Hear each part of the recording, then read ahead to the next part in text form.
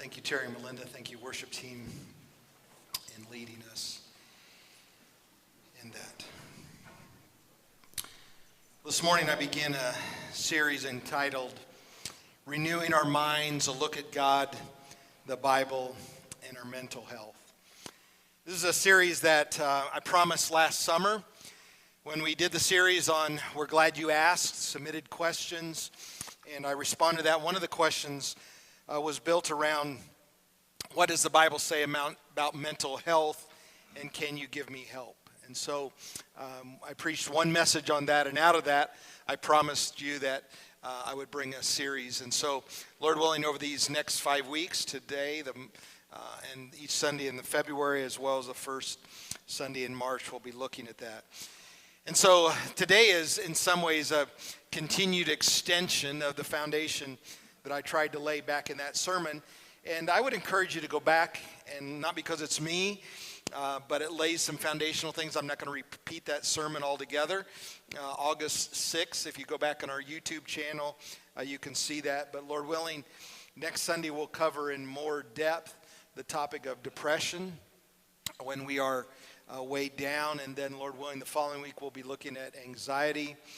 And then probably the next Sunday after that, the topic of burnout, of exhaustion, and then following up with some more complicated behaviors that we might look at. And so today is, again, more of a extended foundation, and Lord willing, next week. But I want to give you help as well. And so I appreciate so much that song, Jess, and Lord, I need you. And when all is said and done, that really is at the heart of this topic. Lord, we need you. And we'll see how that works out in our country and the issues that we're facing, because we've in essence walked away from that. We really don't need God. You know, as I was contemplating this, and the Lord convicted my heart, and I sincerely ask you for your forgiveness as your pastor of why I've waited so long to preach this series. And not delivering truth that can help. And I encourage you, please, not to react today or in the weeks ahead, but ask God to reveal reality as He says it is. And I thought about my own reasons of fearing rejection, being judged, being misunderstood, and why has it taken me so long? And so I ask if you would forgive me, because it is my responsibility to unfold truth to you. But I believe in general, the church in general has been negligent. The church has been negligent on this subject, and we have, in fact, I think in a general way, surrendered the care of human souls to pseudoscience.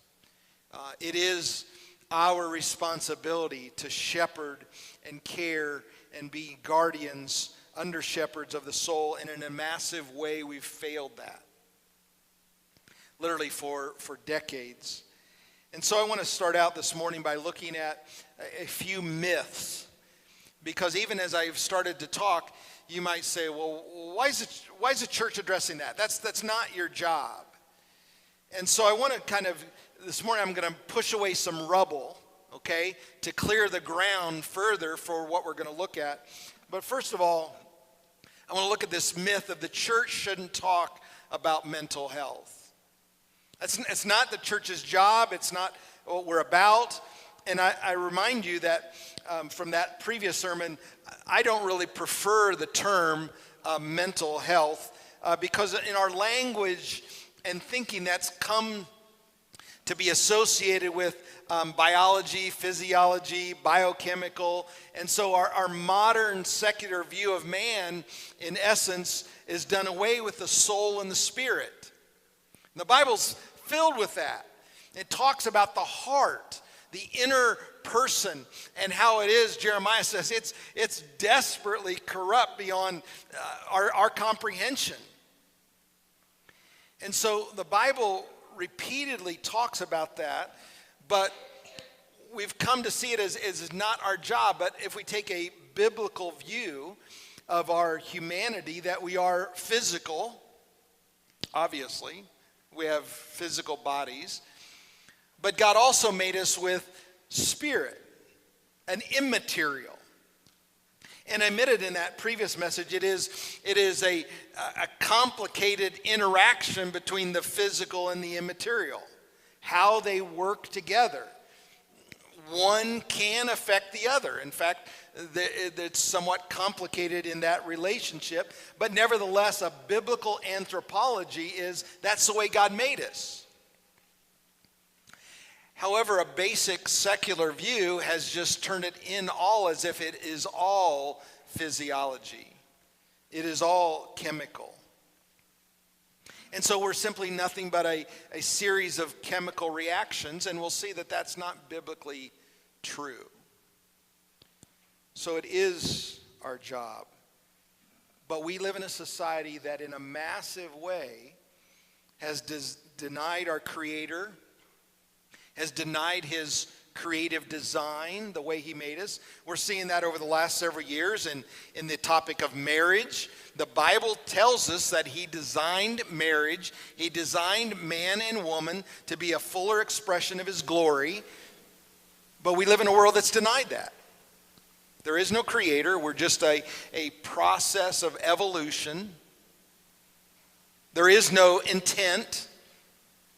And in fact, one of the major things of, Lord willing, we'll get in next week a little bit more, is this issue of our purpose, of why we're here. You see, if we have no purpose other than survival of the fittest, right?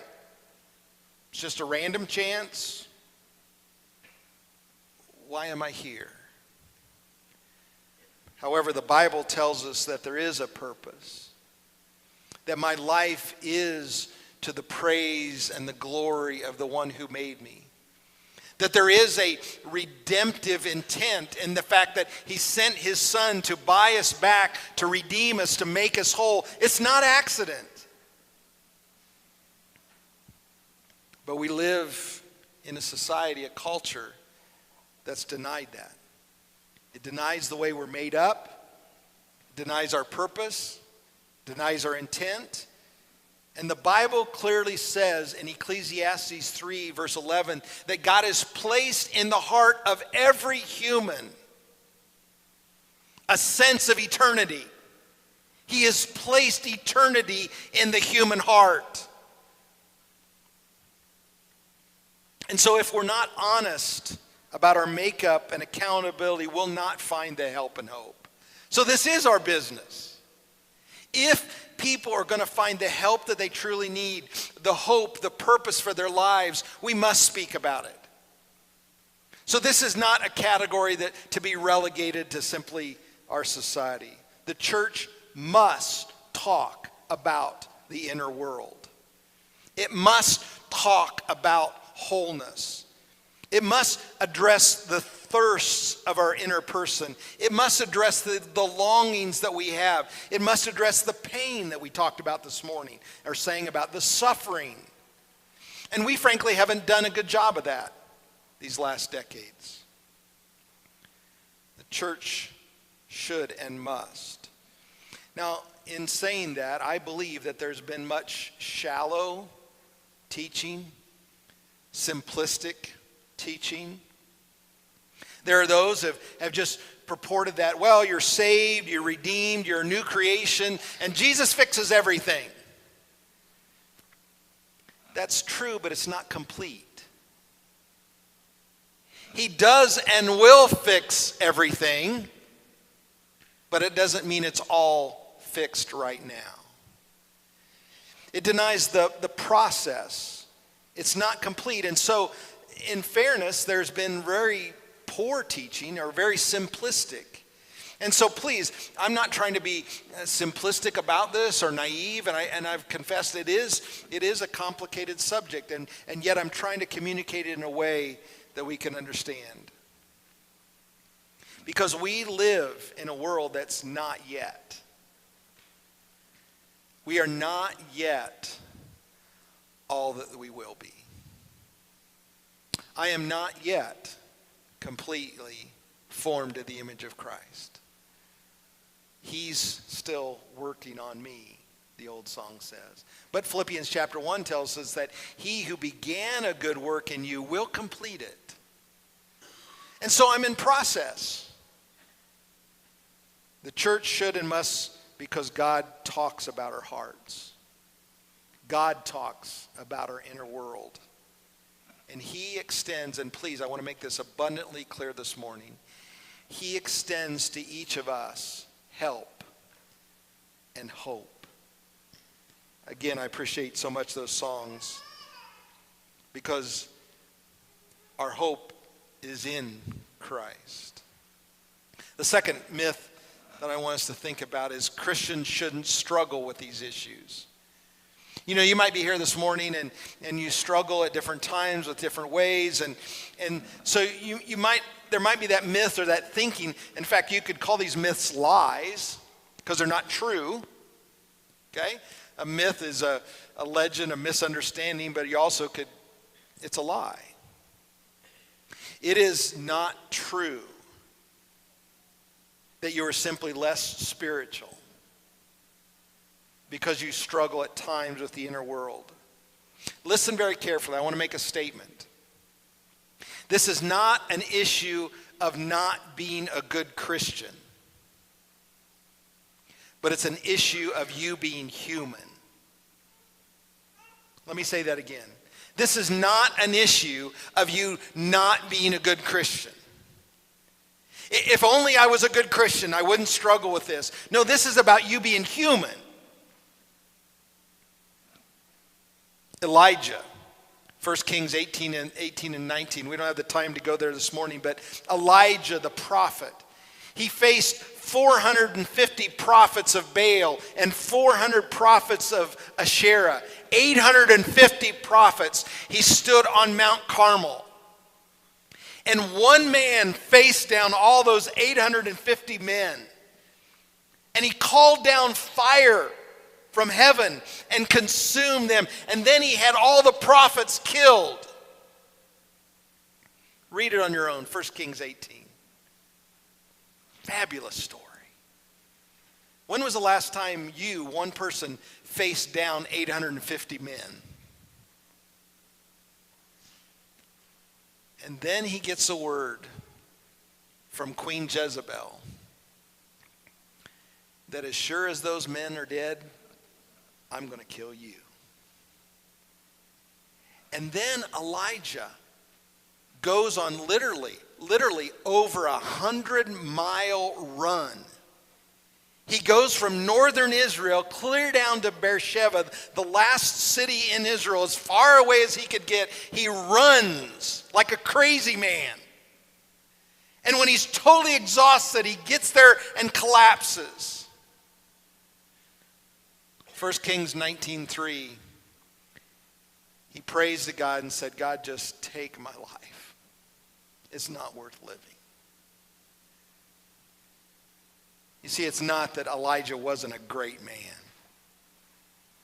He was an exhausted man, a spent man. And Lord willing, we'll look at a little bit more some of his needs. And God didn't directly, particularly at the beginning, didn't chastise him. He woke him up and said, here, you need to eat. And he ate. He fell back asleep, and he woke him up again and said, hey, eat some more.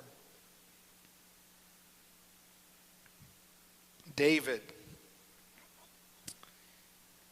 many Psalms talk of his lament and his sorrow and his weeping.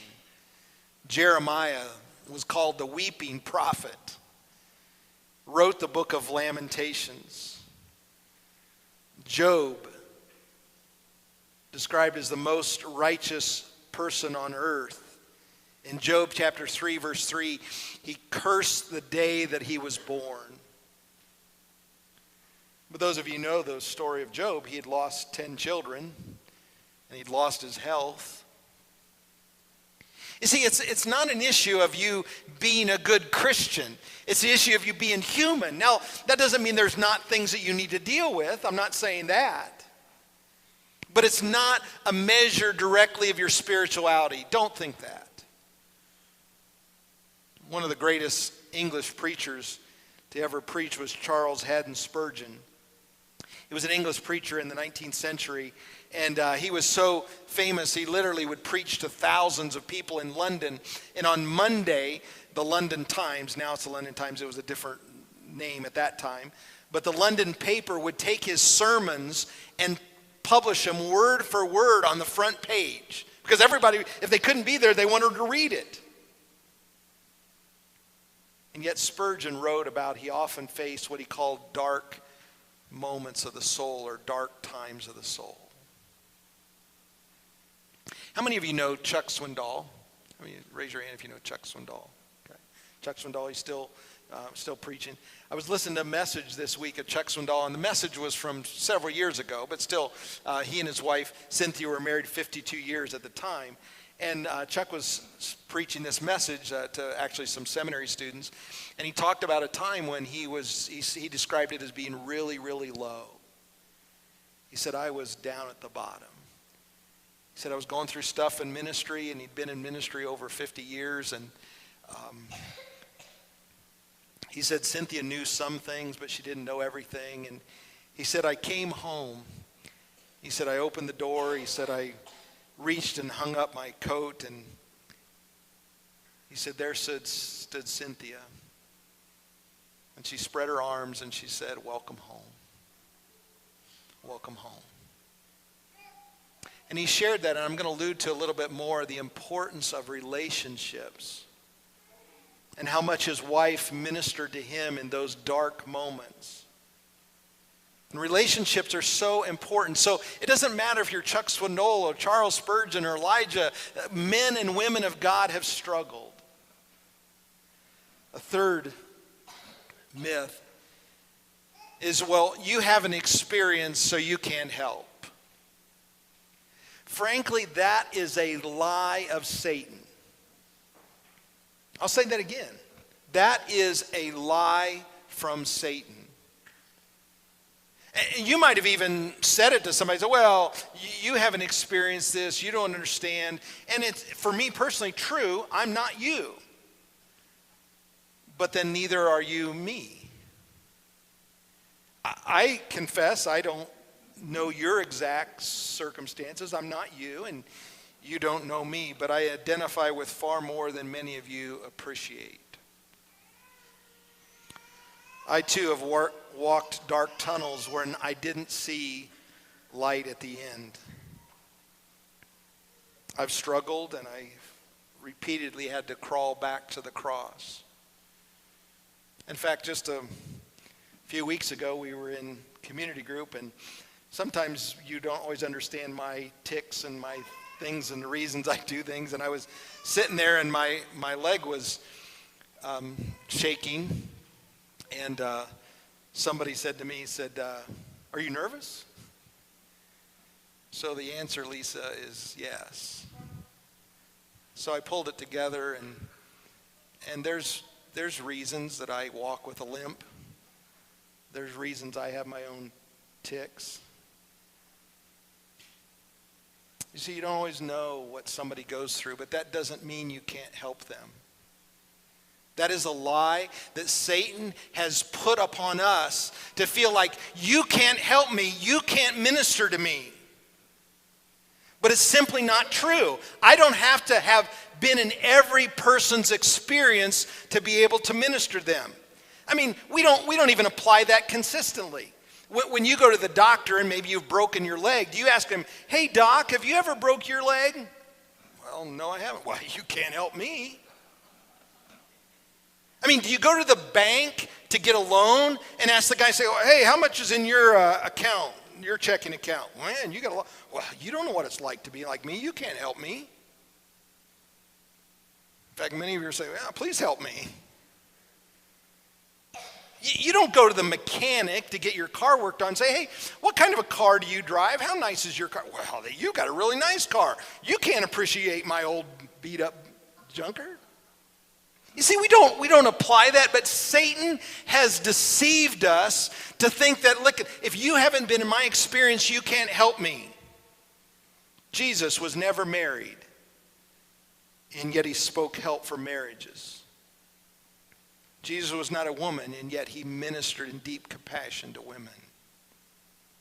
He never lost a child, and yet he ministered to those who have lost children.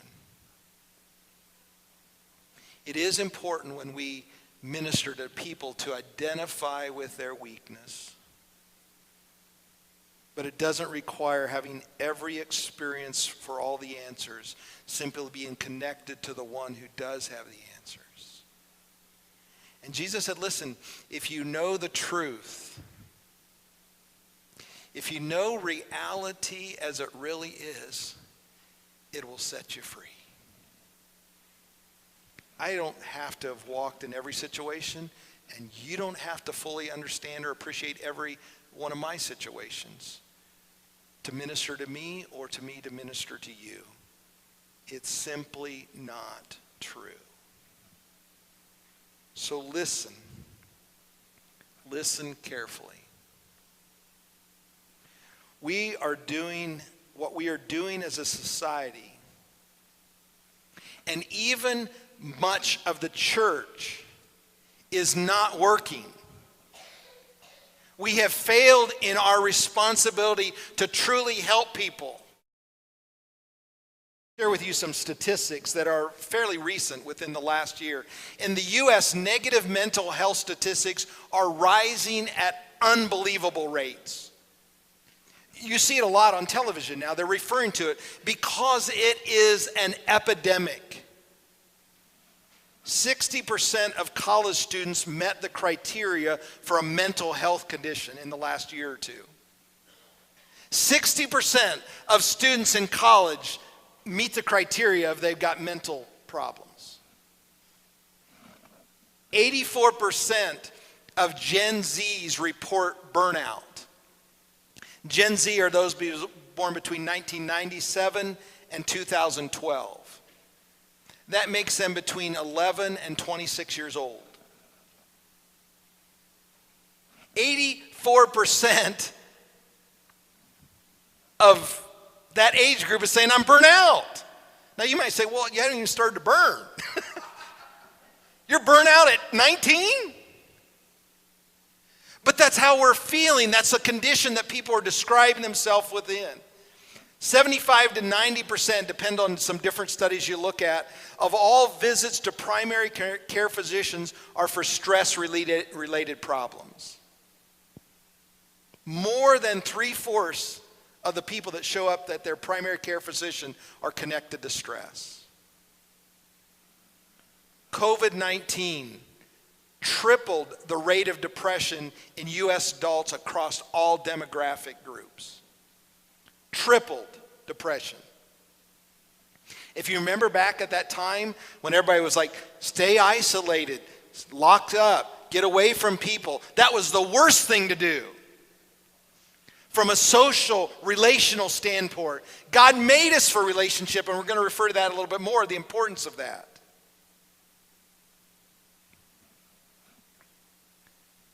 Depression rose in every demographic in America over the last decade and reached all-time highs in 2023. The last decade has seen it blow through the roof. Now, to fairness, and some of the research, and I'm going to just flash a slide, you can take a picture of it or go check it online, somewhere I got these sources. There is some debate of what is the criteria for depression, and has that changed? And so, of course, if you change the criteria, more people might qualify that. And that's an issue of debate, and I want to be fair of that. But lastly, anxiety disorders now affect over 40 million U.S. adults. Approximately 12% of the population has some kind of anxiety disorder.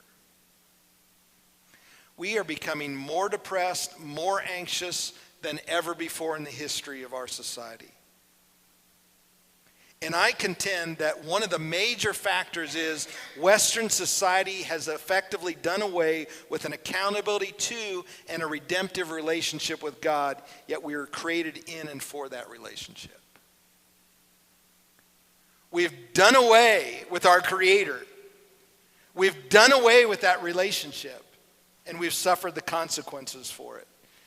There are those citations if you want that, or you can check it later on and do that.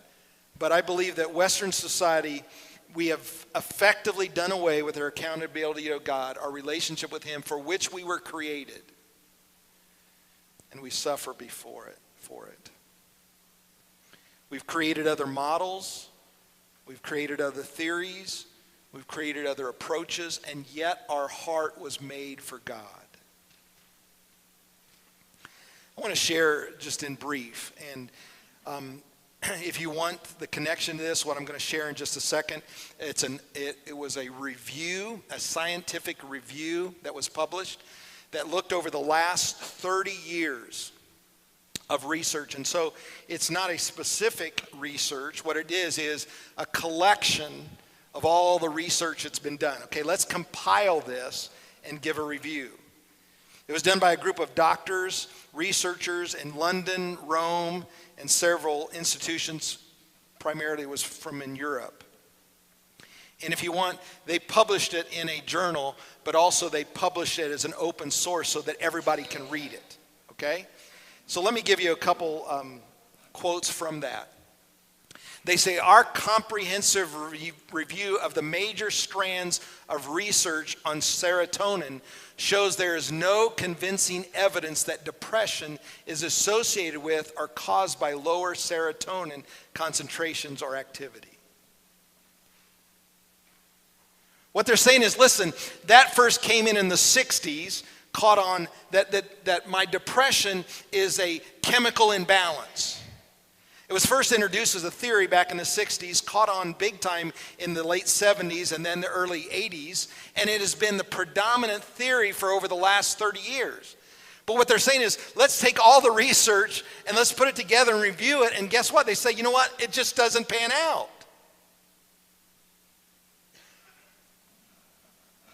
They go on, this review suggests that the huge research effort based on the serotonin hypothesis has not produced convincing evidence of a biochemical basis to depression. This is consistent with research on many other biological markers. We suggest it is time to acknowledge that the serotonin theory of depression is not empirically substantiated. So you may not be aware of it, but the scientists are now moving away from the theory of a chemical imbalance. However, they cite in this review the unfortunate reality is that 80% of the population surveyed still believes it. Because you've been told it by the scientists, only to find out that it doesn't hold up. If you want the source, I can give it to you, and it's, like I said, open. It's technical, and it cites the different surveys and so forth. But science, in quotes, is often not right. We've experienced some of that over the last recent years of just follow the science, right? But I want to. There's about a 50-minute documentary that I encourage you to take the time on this. It's called Human Zoos. Human Zoos. And it talks about, there's a period, and I sent it to my daughter who lives outside of St. Louis and St. Peter's, in the 1905 St. Louis World's Fair, where they caged up humans. It was the largest caging of humans, and they gathered people from all over and put them on display. Scientists from Yale, Harvard, all the leading scientists of the day, and they demonstrated these missing links from the ape to humans and these substandard people. Go watch this. You will be shocked how all the scientists were saying, we know these black people are inferior. We know these pygmies that we've gathered from Australia, they're inferior. They are part of the missing link to get from a chimpanzee to modern humans. That was the scientists. You see, science has not always been right. In fact, quite often, it's just been the opposite. In this documentary, I encourage you to watch. You may or may not be familiar with eugenics. That's part of it is a sterilization of different groups of people that are deemed inferior. And many of you in this room, in your lifetimes, there was forced sterilization of different groups of people that were deemed inferior, according to science. My point with this is, we need to get back to what God has said. And we have so easily been duped into follow this person because they have this degree or they have this white coat. And, well, I haven't been to Yale. I haven't been to Harvard. I don't know. And further, as I mentioned in the message that I preached last summer, we've fallen into the trap of a pragmatic approach. If something gets the effects that I want, therefore it must be right or good. I'm anxious. I'm nervous. Well, then we need to calm you down. So we give you something that calms you down. As I mentioned in the other sermon, some people get all wired up and you give them a couple beers and they calm down too. Doesn't mean that they're low on alcohol.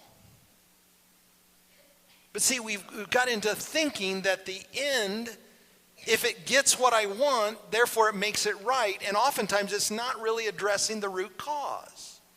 That's the problem.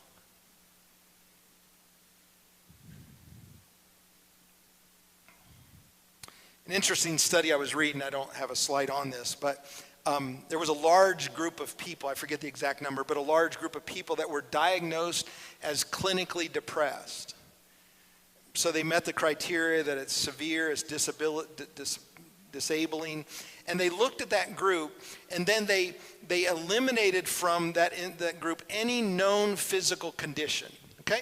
Because there are physical things. You can have a brain tumor, and it causes you to feel a certain way.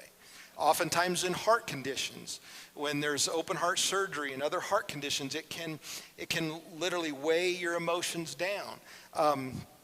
There's other things such as, you have cancer, head trauma. Those things can affect how I feel. So in this study, they eliminated those, they had any known physical connection.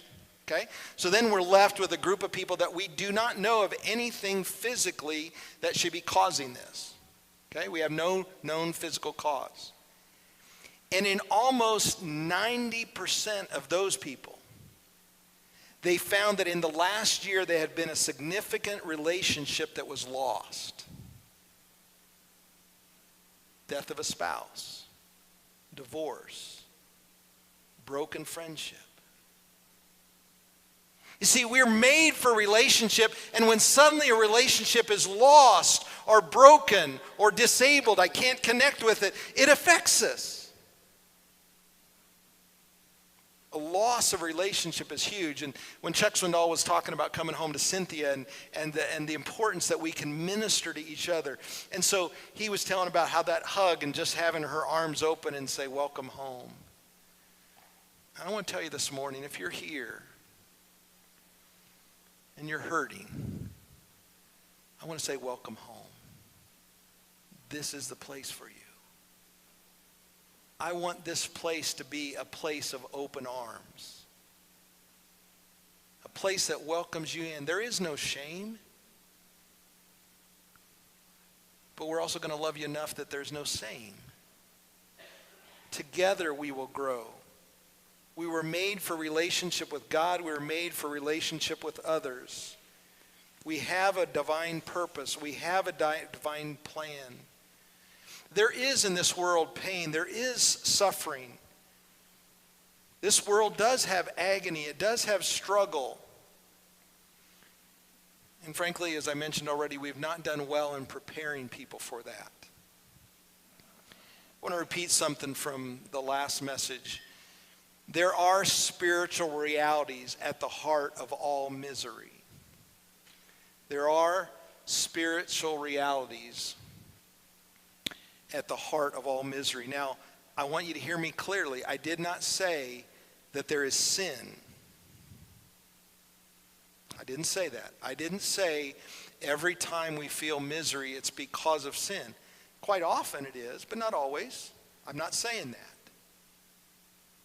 But at the heart of all misery is some spiritual reality. Something in which God is dealing with me. Something in which he's molding and shaping me on the inside. Some way in which the Spirit intertwines, interacts, and that part needs to be addressed. Yes, Jesus said, listen, the sick need a physician.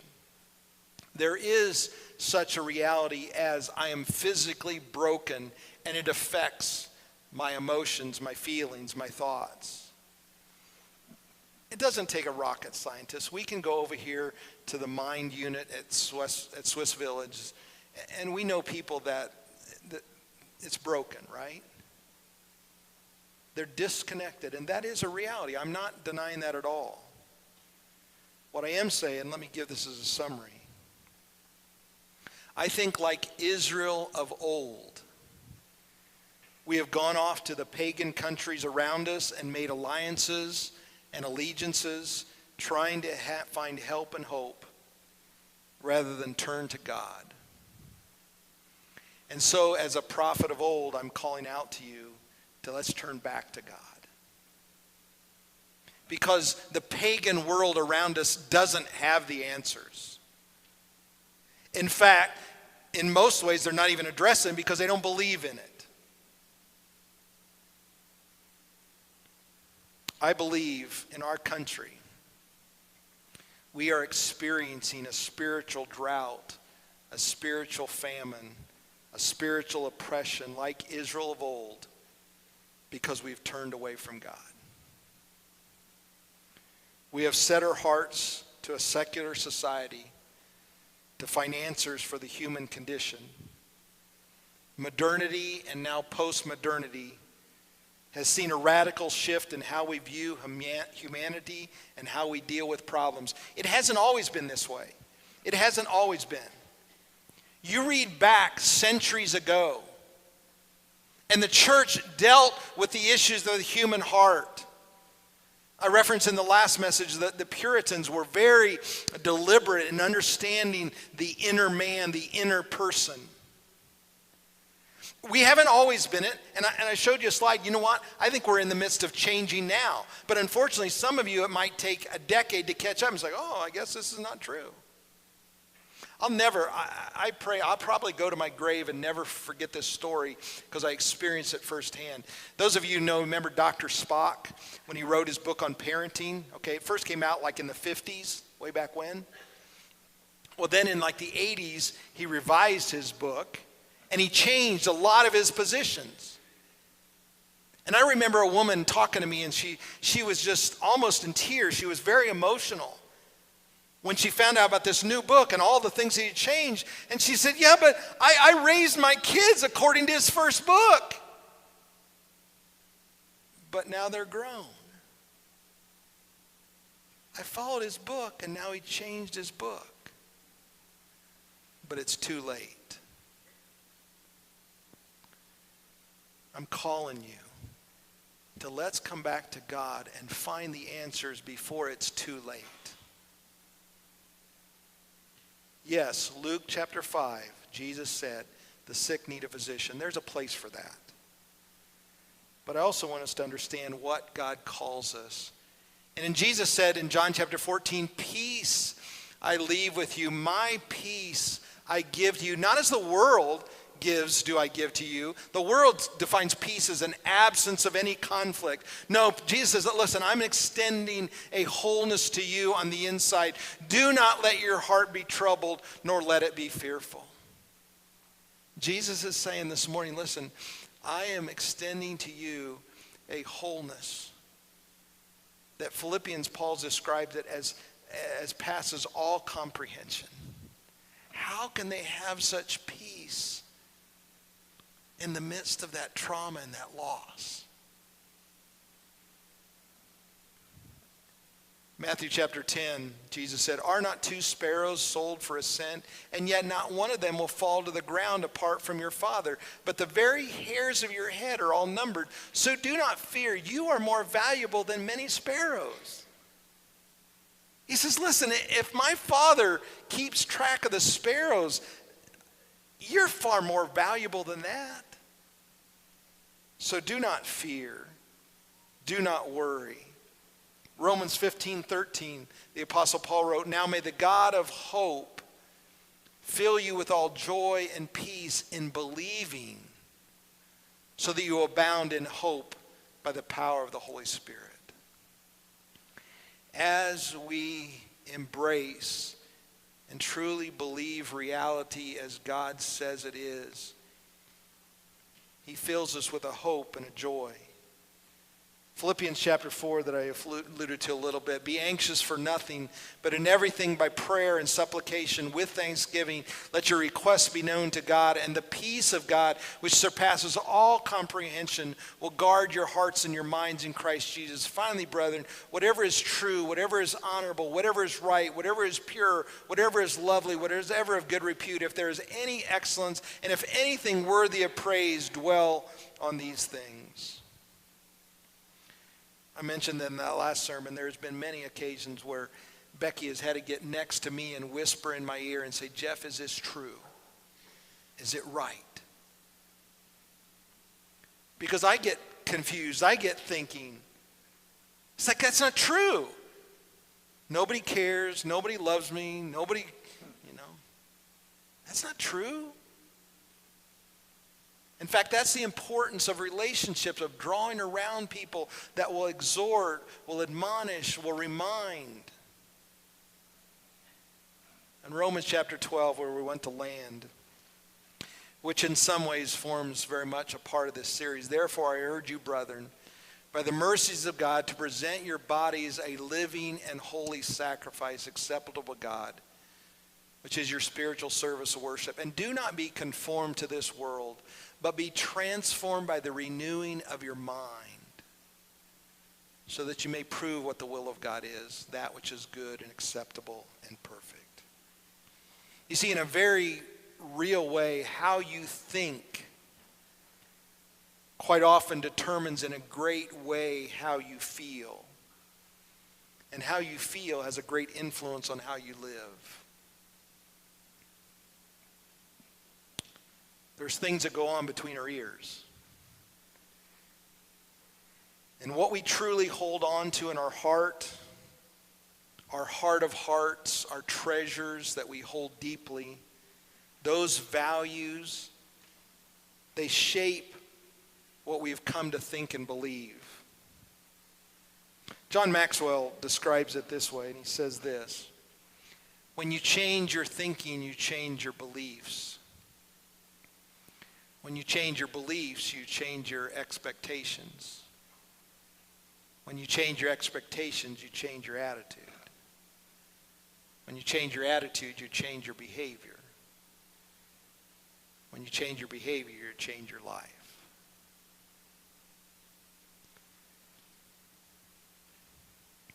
John Piper, I shared this the last message.